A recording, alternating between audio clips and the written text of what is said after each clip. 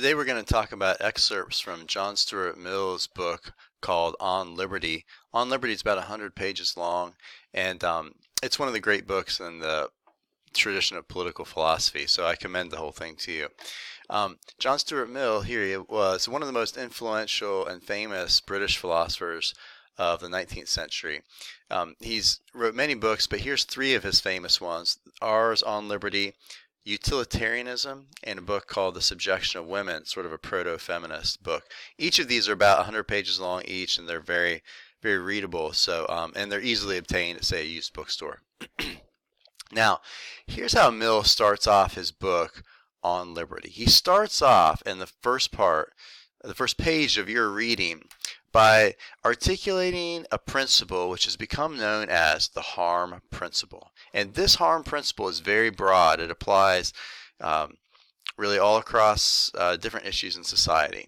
But here's what he says. According to Mill's harm principle, the sole end for which mankind are warranted, individually or collectively, in interfering with the liberty of action of any of their number, is self-protection. Let me simplify that. The only good reason, the only justifiable reason for me or anybody else interfering with you and what you're doing is if you're hurting somebody else. And we need to stop you in order to protect ourselves from what you're doing. In other words, whatever you're doing, no matter how stupid we may think it is, even how immoral or impious we may think it is, we can't stop you or mess with you unless you are hurting somebody else. That's the only justifiable reason why the state or anyone can mess with you. So it's a defense of liberty. Now, this harm principle presupposes this concept of self-ownership. I own myself. That's why you can't get involved in my business, because I own myself. Over himself, over his own body and mind, the individual is sovereign. I am free to use it or abuse it in any way I want. My own body and mind. And nobody can stop me from doing so. Okay. You can contrast the harm principle with two other principles which Mill rejects. These are principles which are inconsistent with the harm principle. And those are known as paternalism and moralism. So paternalism is when I interfere with your liberty for your own good, right? So let's say you're doing something and it's hurtful to yourself, even though you choose to do it. Maybe you're smoking. And I take your cigarettes away because I say you're destroying your lungs and shortening your life. That's called paternalism. Why? Because I'm acting like your pater, your father. I'm acting like a parent and saying, I'm not going to let you hurt yourself like that. Mill would say, no, you can't do that. That violates the harm principle. This guy, you're free to mess your lungs up in any way you see fit, as long as you're not hurting anybody else. Similar to that is moralism. And moralism is when I interfere with your liberty in order to stop you from being immoral. Okay, so let's assume, I know people may have different views of this, but assume for the sake of argument that, say, playing really violent video games is immoral. It's making you a worse person. It's making you callous and insensitive to the human condition. Or maybe watching pornography is immoral. It's making you objectify other human beings and think of them as just tools instead of as persons with dignity. Okay, let's just assume that for the sake of argument. Moralism would be if I interfere and say, you can't watch violent video games or pornography anymore because it's immoral. Now, Mill would say that is a violation of the harm principle. Yes, this person may be acting immorally, but they're not hurting anybody else. And as long as they're not hurting anybody else, you got to let them sin in any old way they see fit. Unless and until they are harming somebody else. Okay, now if you don't like my examples, it's not, the important thing is you see what moralism is. I'm not actually asserting anything in this context about about the issues themselves, like video games and pornography. Those are important discussions in their own right. Now, here's where you could apply the harm principle. You could apply it, and Mill would apply it to liberty of thought and expression, liberty of taste and pursuits and life plans, and who you hang out with, liberties of association. But we're going to focus in our selection on freedom of thought and freedom of speech or expression. And this is one of the most famous chapters in Mill's book. Now you might think, why do we need a defense of freedom of speech? I mean, this is America. We don't really need to worry about that here. We invented freedom of speech, didn't we? Okay, well, let me bring up past, present, and possible opponents of free speech. Okay, first of all, might have governments that oppose free speech, and there's some that are easy to think of. In the past, in the West, there have been many states where it had an official religion. Many nations had an official religion, and speaking against that religion was against the law. And so you might think of religious ideology, and there are religious nations currently that I think have similar restrictions on speech. But it's not just religious folk who do this. Secular ideologies, state ideologies, also prevent free speech. You might think of certainly communist governments, right? You can't speak against. You're not just free to speak against communist governments and say the Soviet Union, and I think you've got significant restrictions on freedom of speech in communist China, and so forth. Certainly, in Nazi Germany, you were not allowed to say whatever you wanted. So governments, religious and secular, sometimes oppose free speech. But in our current context, it's really universities in America which are hotbeds of debate about freedom of speech. And I cite this article here, which was later made into a book called The Coddling of the American Mind. And these authors argue that universities and university students have become so sensitized to quote-unquote microaggressions and to political correctness that it prevents freedom of speech and limits the things that can be said on campuses. Now, to make this plausible to you, let's just think about what is called hate speech in America. People have different definitions of what constitutes hate speech, but should we be free to make hate speech?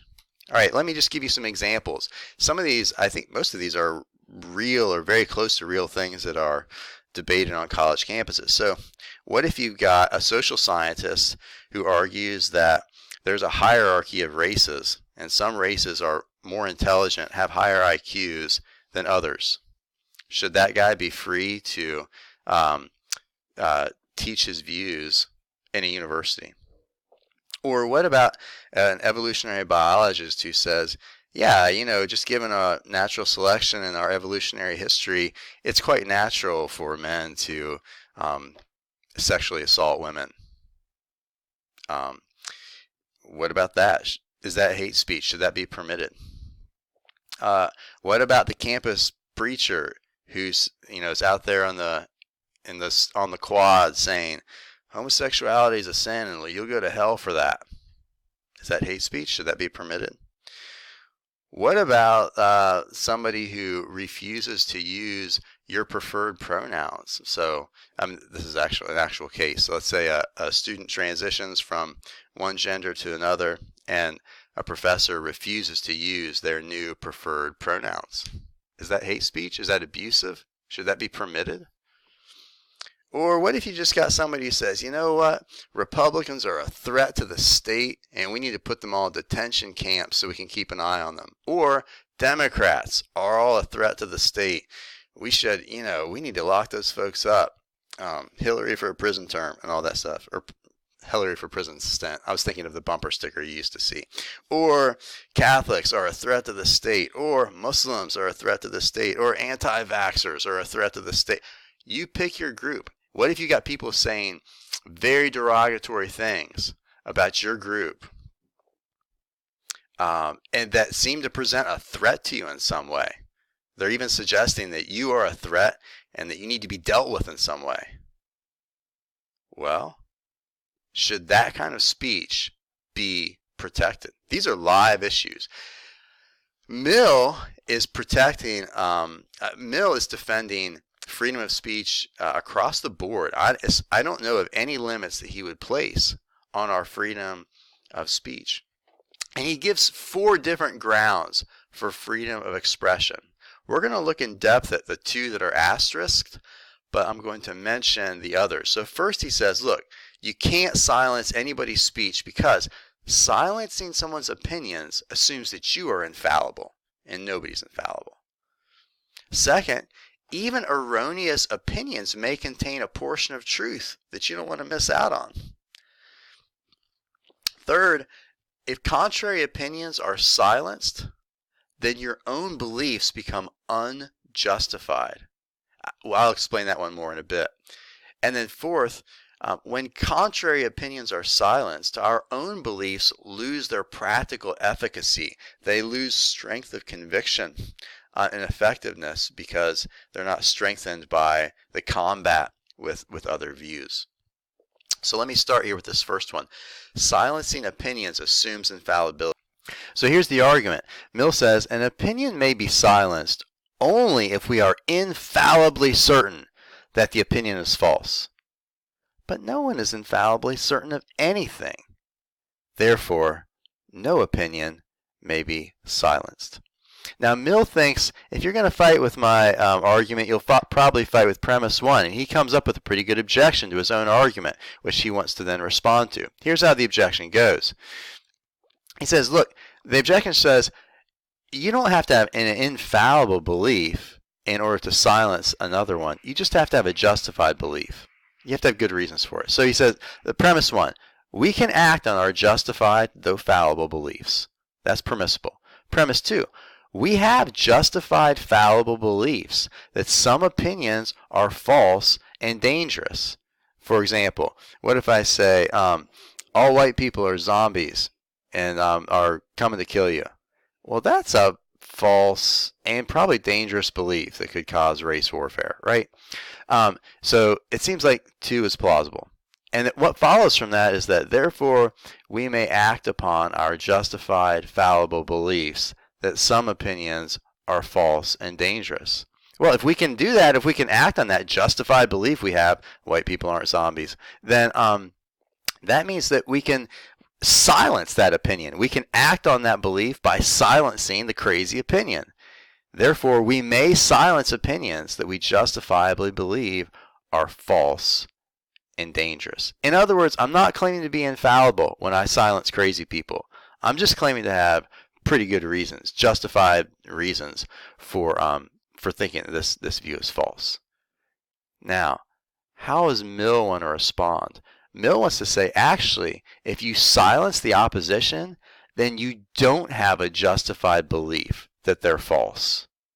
Once you silence people, your own belief is no longer justified. Here's how he makes that case. He says, the only way that your opinion can be justified is if you formed it by in conversation with opposition. I won't read that whole quote to you. Here's how the argument goes. Sasser's belief in some claim X, let's say, is justified only if Sasser hears disbelievers argue against it. But if disbelief in that claim is silenced, then Sasser's never going to hear disbelievers argue against his belief that X. So if disbelief in some claim is silenced, the S's belief in that claim is not justified anymore. And you can't act on unjustified beliefs if you've got no reason or support for your beliefs. Therefore, if disbelief in any claim is silenced, then we may not continue silencing that belief because our own view is no longer justified. And he says, look what happens. Look what happens when you silence people. You're going to end up executing Socrates like the Athenians did, or crucified Jesus like the Romans and Jews did, according to tradition. So you don't want to do that. You don't want to kill Socrates and Jesus. let free speech go. Let it rain.